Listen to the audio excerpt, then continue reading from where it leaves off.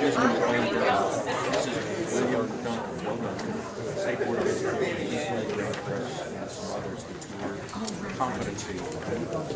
good morning to all of you.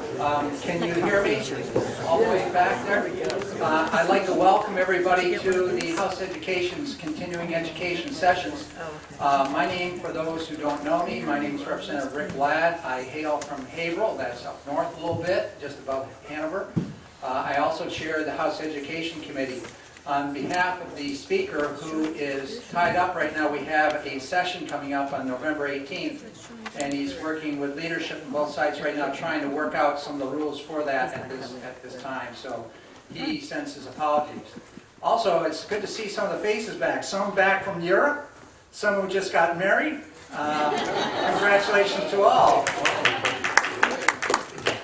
The topic for today, everybody should have an agenda: education through an international lens. And I've been asked to just try to get us into that, and then I will introduce Representative Mary Giles. As chair of the House Education Committee, you all know that our reps here, what we did during the last 6 months of this past year. We dealt with a number of bills. A number came out of education. We had a good 55 bills which came out of House Education, dealing with topics everywhere from academic standards to statewide assessment, the redundancy of it, the costs associated with it, the lost instructional time, and of course that old argument of summative testing versus formative testing. But we also looked at charter schools. We looked at media services and media in the schools in terms of releasing student information, unique pupil identifier databases.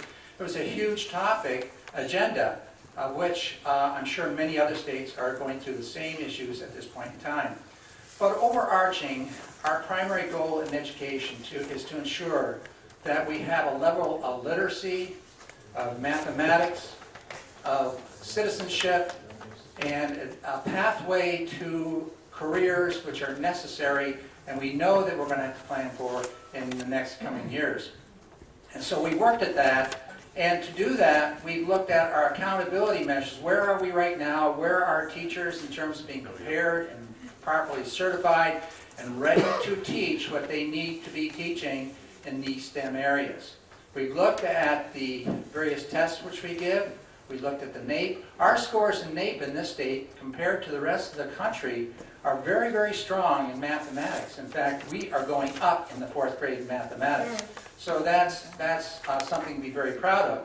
On the converse, though, when we looked at the old kneecap scores, our math scores were going down. Not a lot, but they were going down since FY12 right through FY14. I've not seen the results yet of our statewide testing. I know individual results have been released to some of this, in some of the schools to some of those students. I got my own grandkid stuff home the other day, and I was very pleased to see that he's doing quite well. But we look beyond just local testing in the state. We also then look at things like PISA, the Program International Assessment, which is given to a number of countries, and we oftentimes see how our country is not always rated where we want it to be rated in terms of all those other countries.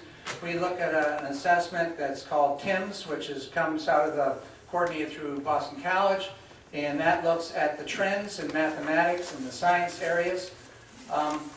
We need to look at those scores, and then we need to look at what some of these other countries are doing in terms of why are their students where they are. We can look at the tests themselves and look at the various subgroupings within these tests and see maybe we shouldn't be, maybe it's not apples to apples all the time. Maybe we need to look at the composition and size of some of the subgroups. In the lowest subgroup, in the disadvantaged, free, and reduced category, our students are doing quite well, and they are improving. We just want to see all areas improving in mathematics and the sciences. I attended a wonderful meeting on Friday down at UNH, and where they're introducing research into every aspect of their program, which is wonderful to see. Everything from concussion injuries to oceanography and space exploration and sending various technical instruments into space. A wonderful program, and they are looking at increasing proficiency amongst teachers and looking at certification with our Department of Education.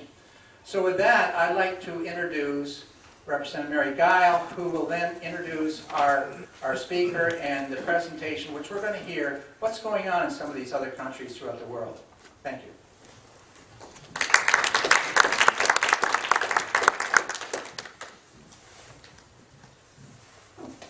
Thank you, Rick. Good morning and welcome, and thank you all for coming. I have the opportunity over 20 years to have many wonderful experiences as a legislator. I'm saying this because many of you are legislators. One of these was to be appointed to the National Conference for State Legislatures Advisory Committee. And as part of that appointment, I was invited to serve on a study committee looking at international education. One of the things that you have to do if you're a representative and you're asked to go out of state to a meeting is you have to fill out a form requesting permission to go out of state. You have to indicate why you're going out of state, what you're going to be doing there, and deliver an expense account, who's going to pay for it, including yourself in most cases, or the agency that is asking you to come to the meeting. When you come back from these conferences, you have to fill out a post-conference report. And the post-conference report asks you where you've been, what did you do, what sessions did you attend, what was helpful, what was least helpful, and how are you going to share this with your colleagues. So here we are. When I got back from the summit last summer, it was the forum last December, I asked Representative Ladd if there was any interest in doing a forum or an event on international education. He responded to the inquiry very positively, and so then and Representative Wolf, who's also on House Education, came up and said, I'd like to help. And then I went through the various channels, the minority leader, the speaker, and other people, to make sure the room was empty so that we could have this event here today. And so if you look at the program, we have two goals today. One is to provide a brief introduction to the National Conference of State Legislatures, because this is an opportunity for all legislatures to participate in, should they choose, and why NCSL decided to initiate this study. And then the second goal is to inform legislative colleagues of research on European and Asian educational systems whose students are among the highest performing in the world. I am very, very pleased this morning to introduce Lee Posey, who is going to speak on behalf of NCSL. Now, those of you that read the blurb, or that noticed in the calendar, noticed the name Dr. Julie Bell. And Julie is the leader of the International Study Group. Unfortunately, she was taken to hospital a week ago Friday and had surgery, which was unexpected, and is out of work and unable to travel for a couple of weeks. So in her place, I am delighted that Lee Posey was able to come. NCSL has two offices, one in Denver, that's where Julie is, and Lee is in Washington. Lee is in fact the Federal Affairs Counsel on behalf of NCSL. And she has been a member of the study group even before the legislators got involved. Am I correct, Lee? Yeah. And she conducts all of the NCSL advocacy activities on education issues representing state positions and concerns, and then she takes them to Congress and the administration. For example, right now she is very busy asking representatives who are involved in education across the country, what are some key policies that NCSL might consider for the next year. And then over the period of the year, we will be working on those policies to be voted on by the entire NCSL body next August. So she has a very, very important job and is very busy, and I am especially pleased that she was able to take time to join us this morning. So it is with great pleasure, and I ask you to join me in welcoming Lee Posey from NCSL.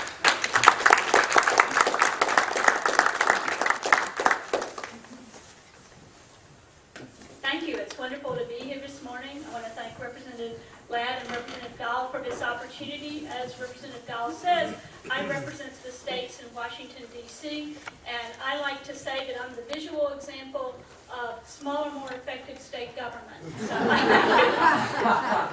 I give it my try. But I did want to talk to you a few moments about NCSL, because those of you who are legislators and staff Some of you have been participating with us, some have not been able to, and I want to make sure that you know the kinds of things that NCSL does, including this international work group that we have, so that you can become involved. I think I want to step back and just give you a little bit of history, the 2-second version, but NCSL has been around since 1975, and we have championed state legislatures as institutions. We really are about trying to grow the institution of state legislatures. We've tried to give states the tools that they need, information and resources as they tackle the difficult problems that you see in your legislatures every year. And we've been part of fighting back in Washington, D.C. when Congress and the administration are taking actions that we think are unfunded mandates or unwarranted preemption in things that states have taken the lead on. And of course, this has a lot of application to education right now. But we really do believe, I mean, we're so serious about this that the office softball team is called the 10th Amendments. So we really, we do believe this. But we also are about a lot of other things. This organization was founded from 3 groups that came together back in 1975 that represented legislators and legislative staff. That's an important component because there are other groups that don't include the legislative staff, and we think that they're a very valuable part of this. But they decided to form an organization that had 3 goals, and they wanted to improve the quality and effectiveness of state legislatures. We do this through our technical assistance activities, through the research we can furnish you. All states are members of NCSL. All any legislator staff has to do is pick up the phone and call us, and we can help you with information. We also wanted to promote policy innovations and communication among state legislators, and I think that communication is the important part of this function because we put on a lot of meetings, we have a lot of opportunities for legislators to talk about what's happening in their state and for other states to look at what's going on and say, well, this would or wouldn't work in my state, tell me more about it. We also try to provide state legislatures a strong, cohesive voice in the federal system as we represent their concerns to Congress and the administration. I wanted to also say that the work that we do is governed through a committee process that functions a lot like legislative committees. We have basically the same topics. Legislators and staff are appointed by their presiding officers to be on our committees. Specifically, all legislators can attend the meetings, but it's the committee members that vote on the policies that govern what I can say in Washington, D.C. So it's very important, and I really do think that one of the reasons we can be effective is because we have a consensus process. We have to have 3/4 of the states agreeing at each step in our policy process about what we're going to say. So I think overall we promote the idea that Justice Brandeis had, that states are the laboratories of democracy, and we tend to stress and point out the differences in the states. There are a lot of similarities in some of the issues, but every state has its unique set of circumstances that they have to look at when they're dealing with policy issues. So that's a little bit of the overall, here's about NCSL, and I would love, if you have questions about it, to answer those later. But we're here today because of the work of our study group on international education. And I wanted to kind of give you the what and the why of the study group. You're going to hear from a policy expert, but I wanted to say why NCSL thought this work was important. We began this initiative late in the summer and early fall of 2014, and we wanted to bring together a group of state legislators to study education policies and practices in countries that we wanted to see if these were the policies that were contributing to high student achievement in these high-performing countries, and we wanted to share what we learned with legislators across the country. I think that's a very important part of this work. The effort kind of had a crystallizing moment when we had a presentation at NCSL's Fall Forum in December of 2013, and Andreas Schleicher of the Organization for Economic Cooperation and Development, the OECD, discussed the latest scores for the Program for International Student Assessment, PISA, and it looks at reading, math, and science literacy of 15-year-olds in industrialized countries. And we had a wonderful panel. Mark Tucker was part of that panel. And legislators saw the charts. They looked at our scores. They looked at the other countries that were part of this assessment. And I started asking a lot of questions about that. they could see, the charts are very clear, that American students were falling behind, not necessarily because their scores were getting worse, but because achievement in other countries was surpassing our achievements. And if you look at the PISA results, you can look at certain things that these high-performing countries do to get all students to a high level of proficiency. They do have this commitment to education. They have a professionalized teaching force. They have a very strategic assessment process. That's an issue that's of interest of a lot of states. And they have a focus on making sure children can come to school ready to learn. So we dug into this information. One of the issues that we've dealt with and talked about is, of course, a lot of people say, well, you can't compare things happening in other countries to the states. Well, we do have a very different education system here in the U.S. It's not one system, it's multiple systems. You've got local decisions and state decisions and then federal decisions that all impact in a very complicated web of policies and initiatives. But certainly, I think that there are comparisons that can be made between these countries and what individual states, at least, are trying to do. I also think that legislators responded to this work because it was at a really critical time in education reform. One of the things I spend a lot of time on is dealing with the frustration about continuing lack of action on reauthorizing the Elementary and Secondary Education Act, commonly known as No Child Left Behind, because some of those provisions have left states struggling with their own reform efforts, balancing federal requirements, and trying to be sure that their policies will have the desired outcomes. So legislators were asking questions to say, in 2002, this bill was signed into law by President Bush. We've been working, we've had a lot of activity. We certainly have full plates legislatively on our education agendas. As Representative Ladd just attested in New Hampshire, you have a lot of those same issues in other states. But we want to move to the next level. We want to see the progress that we can make be expanded and include all kids. So we decided, based on recommendations from NCSL leadership and state legislative leadership, we invited a group of 22 legislators and 6 legislative staff who all had strong expertise, experience, and interest in education. And it's a fantastic group because not only is it bipartisan, within those bipartisan categories we have a representation of a lot of different political opinions. We have vast geographic diversity. We have New Hampshire and Hawaii, we have Washington State and Indiana, we have rural states, we have urban states, we have a really good cross-section, I think, of things that are going on in the U.S. And we also included very strategically people that had been involved with our NCSL Standing Committee on Education, current and past chairs of those committees.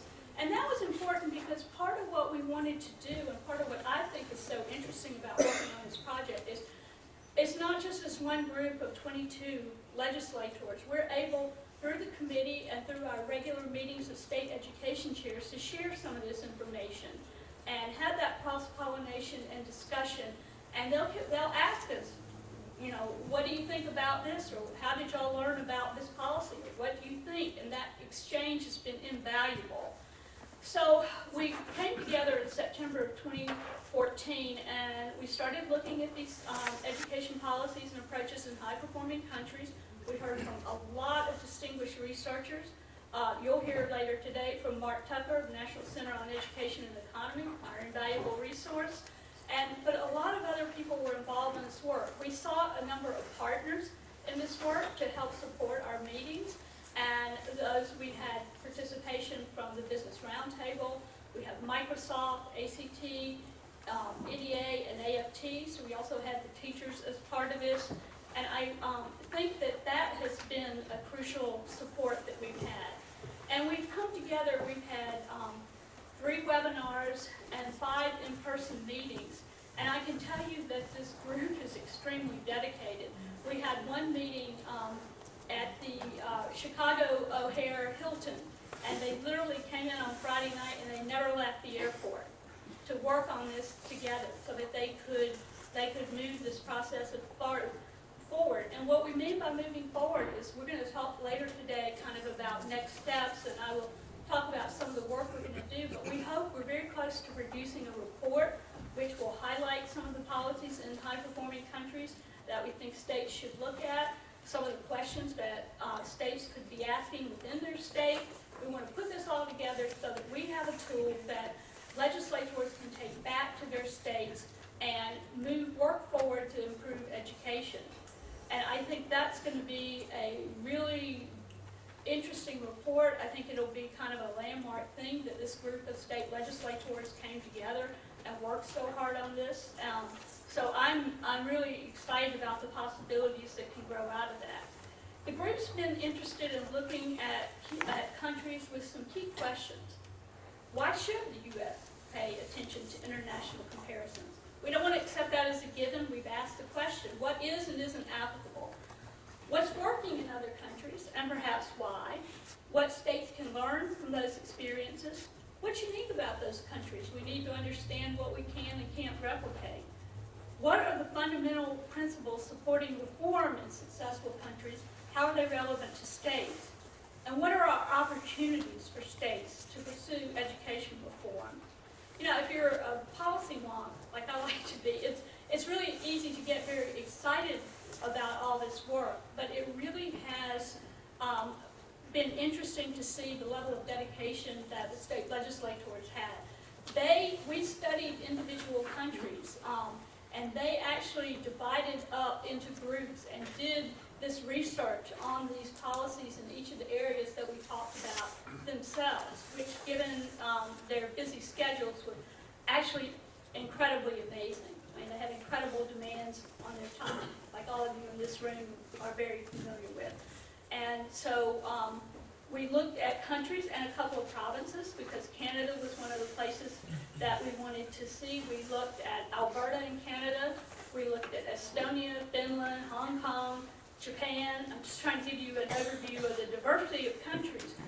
Ontario, the province there, Poland, Shanghai, Singapore, and Taiwan. And we're going to have a meeting, hopefully next month, at our December meeting, and talk about our report and where we are and how we might move forward in getting this work out to states and looking for continuing opportunities to pursue that. They're very interested in this not being a report that just sits there and nothing happens with it, but that people take it and use it and learn from it. Because I think we have a really important opportunity to get education improved for all students. We're doing some really great things, and that's one of the things that I think really stood out to the study group. A lot of these things are things that we're working on in our states, but sometimes they're kind of siloed, or not a lot of people know about them, or they're not, they're things that we can learn that are going on right now from other states. This work has fit in with a lot of projects that we have at NCSL. We've done a lot of work, for example, on the teaching profession, and we know a lot about how to improve that. We do work on assessments. We do work on early childhood, along with our Health and Human Services Committee. So one of the things that has really struck me is how much this work fits in with what's already going on. It's simply a matter of taking the pieces and putting them together. And I think if I kind of sum up by talking about two things that I think that the International Study Group learned overall. One is this is systems reform. There are a lot of different pieces, and you don't have to start on all of them at the same time, but they all need to be going in the same direction. I think that's actually critical to making this work. And the other thing is, this work will take a lot of time. I think when we studied Singapore and Finland, we saw that we're talking about years and years and years of work. And that's an interesting question for state legislators. In some states, of course, they're term limited, and other states, there's just political turnover. So one of the things that we want to think about as we move forward is how to make this work something that has enough partners and enough people involved that it will continue. No matter if there are changes in the players, the activities can go forward. So I look forward to being part of the discussion later about some of the specific things that are happening in states that are good examples, I think, of how this work can be useful. But with that, I will step aside and we'll introduce our next speaker. Thank you very much.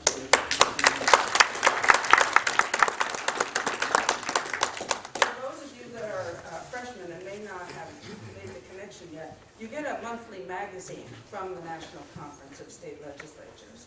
And that is actually a benefit of the membership that the state of New Hampshire enjoys. So I just thought I'd bring that to your attention because I think I was a legislator for at least a year and a half before I realized the connection between this magazine. You also get things from the Council for State Governments and other things that are very valuable resources for you. I guess I better bring my microphone here. Thank you, Lee. One of the things that I would mention, and now that you've heard Lee's explanation of NCSL, she, every NCSL meeting brings us up to date on what's going on in Washington. And I never miss her session because she is able to explain what isn't going on in ways that help us to understand the problems and the complexity of the federal government.